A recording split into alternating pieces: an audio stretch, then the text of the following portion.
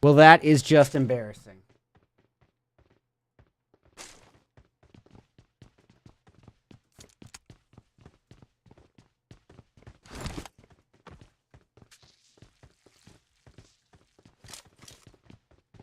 Wow, ladies and gentlemen, I want to give you extend a extremely sincere apology. I had no idea that my sound was not going through. I am somewhat new to voice meter banana, and that is quite a habit. I need to get in the habit of learning and remembering fast. But welcome to the QC qualifiers of my very own Redeyes $450 Dead in March tournament, brought to you and sponsored by Hunter of Gunman and Glacier Gaming. And as we enter this 5th year of PUBG Mobile and the competitive esports scene, we are seeing some competitive level of gameplay. And look at that takedown on Banger right there and then. Phenomenal shots. Taking a lot of damage back in retaliation, but still not enough for the knock. So he is going to heal himself up just fine.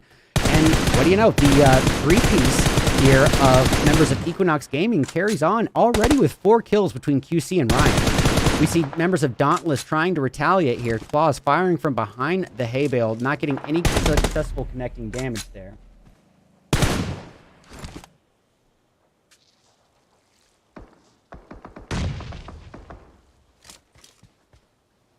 Oh my gosh, I am embarrassed. I am so sorry, you guys. All right, well, Claws is going to be putting a thunderstorm of bullets here onto the likes of Fears of God, not getting any such connecting damage, but all the while we can see in the kill feed SC going off in the distance. Members of Fears of God really putting a hurting here on the opposition. And look, the rest of Dauntless going to use this opportunity to let him play sacrificial lamb as they try to maneuver their great escape. We can see GRG posted up on the rooftop. The Fiddler on the roof is going to be prioritizing new placement, and you can't blame him. But we are going to get eyes on the focus here for round 1. These just absolute lobby annihilators in Wall Street Bets sitting healthy on 6 kills already. And it looks like they have a looming threat in front of them in the shape of GR Esports. We see Kubi a little further off. D closest to the opposition, utilizing this tiny shack. And now we've seen time and time again that those four walls can provide a bit of a false sense of comfort, if anything. So it's definitely something to be on guard about. One nade could be the difference maker between life and death. However, you know, another factor is that he's focusing on Divine rather than the immediate looming threat here of GR Esports. However, there is another party come into play, and that could be the unidentified humans. Now, whether or not they're going to be much of a presence here in this altercation between Wall Street Bets and GR is yet to be seen. But anything can happen. And we can hear Exotic firing away with a bit of a high ground advantage here, putting the pressure onto the likes of GR, keeping them held off at bay.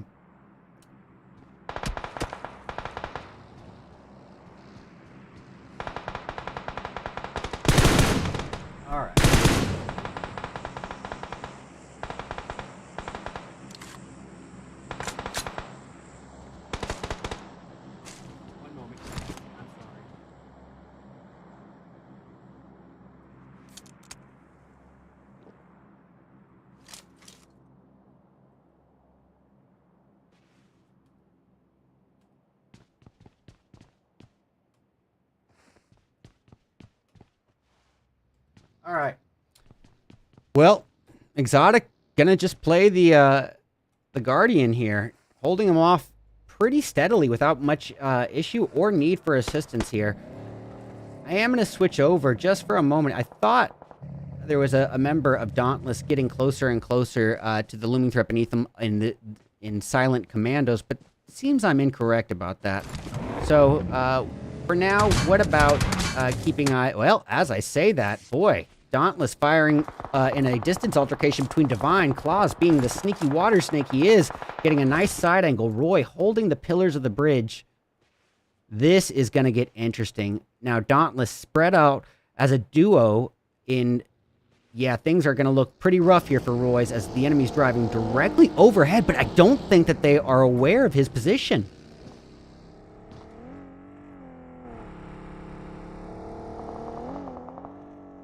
All right. Well, ladies and gentlemen, you know who is aware? It's the Silent Commandos. However, it is not going to be enough to hold off the hellfire rain that Divine just brought forth. I mean, that looked almost effortless. What in the heck? Did I really...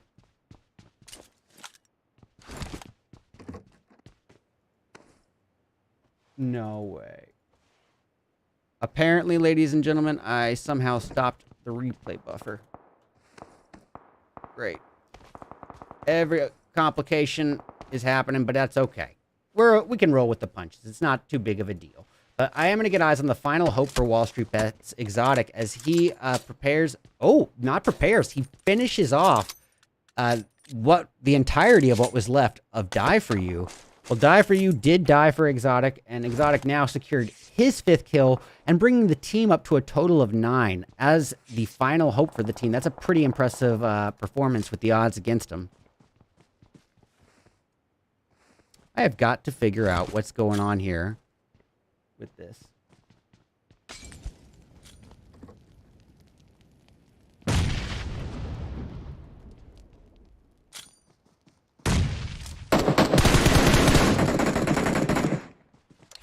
All right. One moment, you guys. It seems that I somehow... yeah, I somehow messed up the replay buffer. Oh, I see. No, I didn't.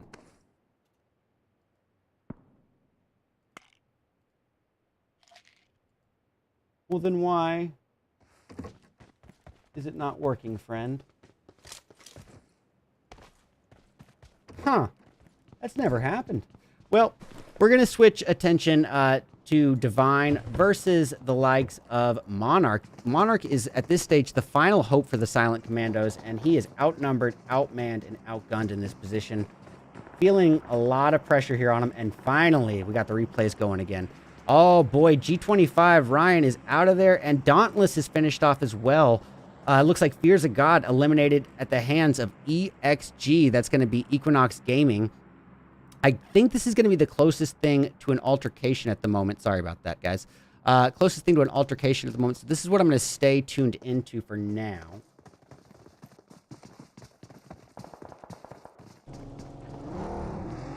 Boy, just to give us a little clearer idea of how close in proximity they are. Wow! Talk about the devil on your shoulders here. How are they not seeing this? Well, I mean, no one would expect the opposition to stay silent that close by. So I don't blame them for not giving it the extra peek. Looks like we are due for some action regardless, though, ladies and gentlemen. Getting eyes on members of Team 7. Ooh. Yeah, this is going to be GR Esports. Very close in proximity, kind of sandwiched here in between Divine and members of Unidentified Humans. And boy, I gotta say, the GR crew does look to be the deli meat in that peanut butter and screwed sandwich. And all the while, Equinox Gaming eliminating another team off in the distance. Wow, 4 bros face off against the Unidentified Humans. And boy, they have Identified Clock as the knock here, leaving all the pressure on Lori and Zolder.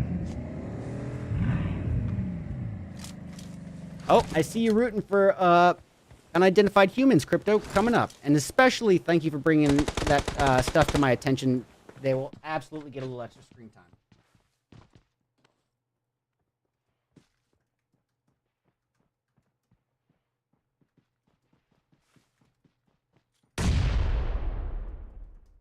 All right. Well, Clock has been revived. Why can't I just go up that way? Wow, Monarch not really seeing a lot of need to move around here. And, I mean, to be honest, I somewhat understand. I mean, as a solo, you definitely don't want to be bringing unnecessary attention to yourself in Stage 5, where every moment counts. You know, any second could mean another team eliminated, giving him even better points in terms of placement. So yeah, especially, you know, given the new scoring structure that is so kill intensive, you know, you want to be able to get whatever points you can when you can, especially as a solo. So placement should be a pretty high priority in his position, even if he does have this line of sight on members of Divine. I don't blame him really for not taking the shot, because the odds of him being able to squad wipe them before they retaliate, slim, very slim. But unidentified humans kind of playing this fairly close to heart here. The only real complaint I have about it is that they would be holding this low ground position. Now, I'm not sure, you know, if Four Bros is going to really be able to capitalize on it, given that they don't necessarily have the line of sight on D2E or Player 4. But one nade properly placed could mean a lot of trouble for the unidentified humans. But here we have it, ladies and gentlemen. Look at these three teams just pulling up together. We got Four Bros, unidentified humans, members of GR just behind us, and that's a takedown at the hands of 5911.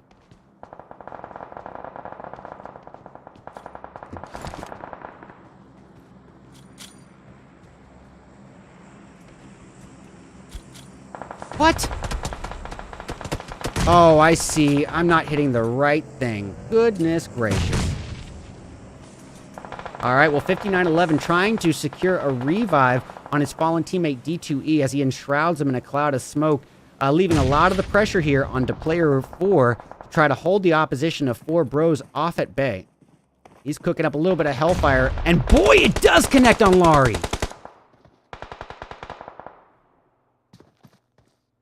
All right, will that be enough for a push? We're about to find out. Oh, and yes, it is going to be a finish. Player 4 does get the finish. All the while, we got members of Equinox Gaming providing another bit of pressure here onto the looming threat of unidentified humans. Boy, this is going to be interesting and a little bit of bad luck for the unidentifieds.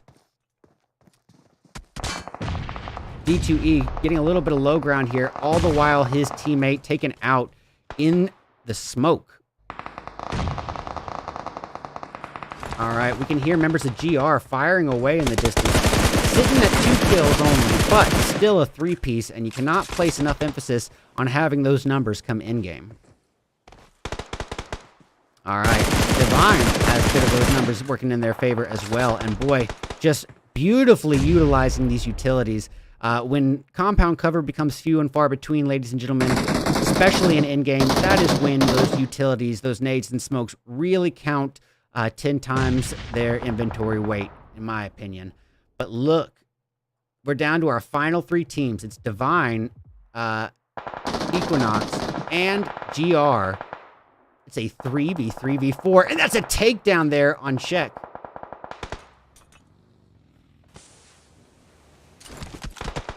Ryan utilizing that high ground pretty effectively, and yep, that's a quick third.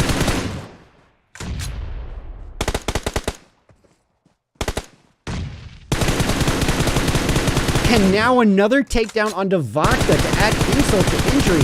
This boy, you give him a 3x M4, and it doesn't matter if he's got the line of sight or not. He's got enough confidence and faith in it to get the job done.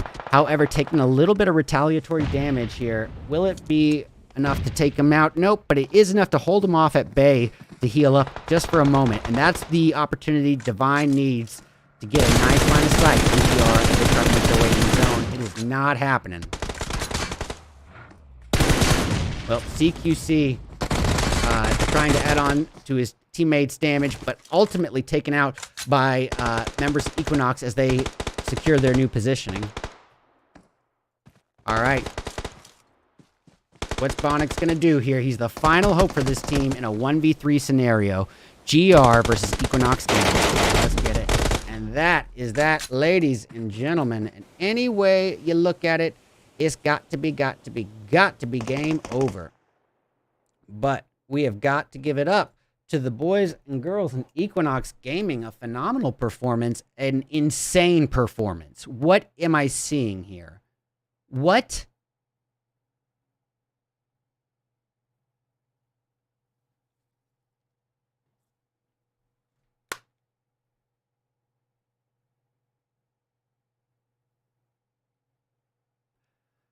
All right.